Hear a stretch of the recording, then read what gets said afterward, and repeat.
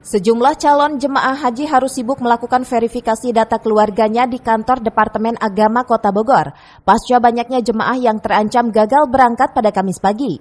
Mereka ramai melunasi sisa biaya untuk jadwal pemberangkatan haji tahun depan. Dari kuota 960 jamaah, sebanyak 188 orang yang dijadwalkan masuk tahun ini dipastikan gagal berangkat lantaran belum melunasi sisa biaya haji hingga batas waktu perpanjangan tanggal 19 Mei kemarin. Kendala biaya pelunasan disebabkan terhambatnya informasi dari kedua belah pihak. Pasalnya, pihak Depag maupun bank kesulitan mencari alamat calon jemaah karena banyak yang pindah domisili keluar kota. Sementara para calon jemaah mengaku saking lamanya menunggu belasan tahun membuat mereka lupa jadwal berangkat. Apalagi minimnya sosialisasi dari pengelola, membuat informasi tak tersampaikan kepada calon jemaah haji. Tahun 2023 ini berbeda.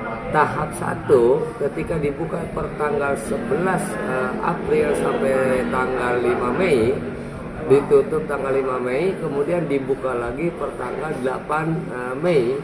Itu bukan lagi tahap kedua, tetapi tahap perpanjangan masa pelunasan. Artinya ketika jemaah yang tahap pertama tidak melunasi, itu bisa melunasi di tahap berikutnya, karena itu perpanjangan masa, bukan tahap berikutnya. Kalau tahap berikutnya otomatis yang pertama itu dianggap gugur, tetapi ini tetap. Kemudian di tahap kedua, perpanjangan kedua, itu juga bertambah lagi jemaah, ya bertambah lagi. Nah, otomatis dari yang satu tahap pertama, tahap kedua itu menyisakan. Jadi sampai saat ini kita menyisakan sekitar 188 jemaah yang tidak melunasi. Oke, itu mereka apakah terancam gagal berangkat atau gimana Pak kalau sampai belum melunasi?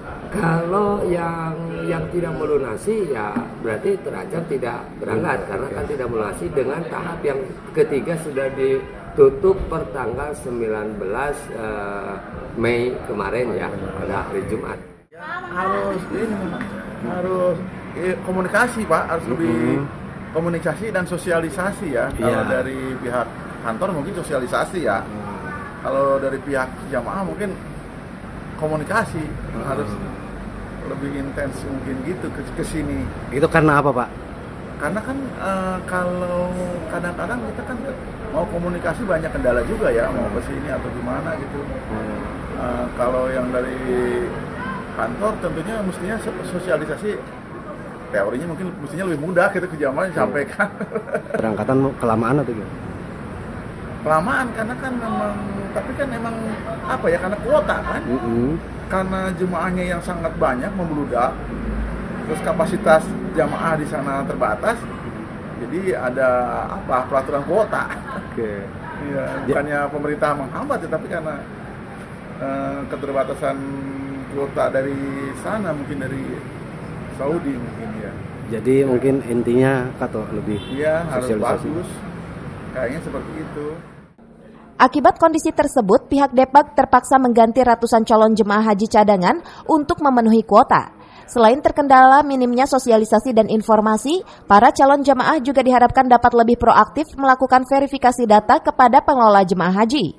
Dari Kota Bogor, Herman Bons melaporkan.